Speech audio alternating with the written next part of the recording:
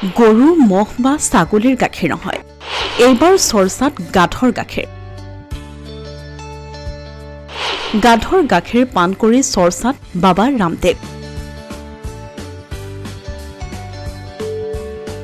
যোগগুৰু বাবা ৰামদেৱে পুনৰবাৰ নিজৰ কাৰ্যৰে সকলোকে স্তম্ভিত কৰি তুলিছে এইবাৰ গৰু মহ ছাগলীৰ গাখীৰেৰে তেওঁ গাধৰ গাখীৰক সুপাৰ ফুড বুলি অভিহিত কৰিছে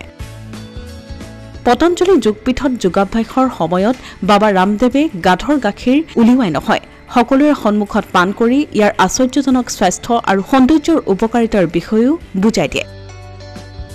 বাবা ৰামদেৱে এই বিষয়ে তেওঁৰ অফিচিয়েল ফেচবুক পেজতো শ্বেয়াৰ কৰিছে যাৰ ফলত ৰাইজৰ কৌতূহল বৃদ্ধি পাইছে বাবা ৰামদেৱে কয় আন জীৱ-জন্তুৰ গাখীৰতকৈ গাধৰ গাখীৰ অধিক পুষ্টিকৰ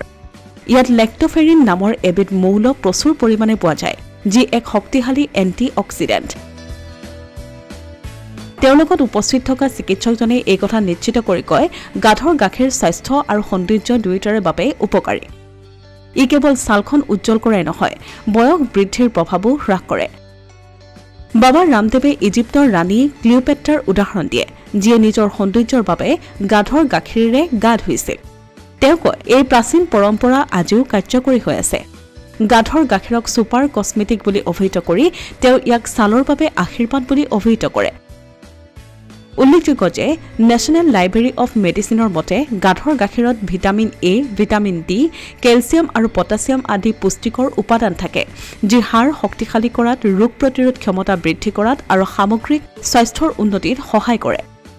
বাবা ৰামদেৱৰ এই কাৰ্যৰ পাছতেই এতিয়া প্ৰতিক্ৰিয়া ব্যক্ত কৰিছে বহুজনে অসমীয়া প্ৰতিদিন ডিজিটেল ডেস্ক